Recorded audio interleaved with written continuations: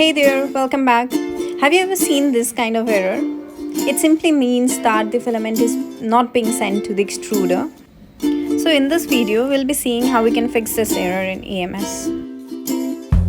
First off, disconnect the EMS tube by gently pressing and pulling the tube and the connection. Use an L key to unscrew them gently. Now carefully remove the wires from the tool head. You'll see a bunch of tubes at the back. One of these tubes may have your broken filament, like this green one. To get it out, just insert a new filament from the top. It will push out the stuck one for you to pull. Do this for any other stuck filaments. Once cleared, reconnect everything carefully. And yay! Your issue is resolved. You can see the white light in the EMS. And now it's working. Thanks for watching.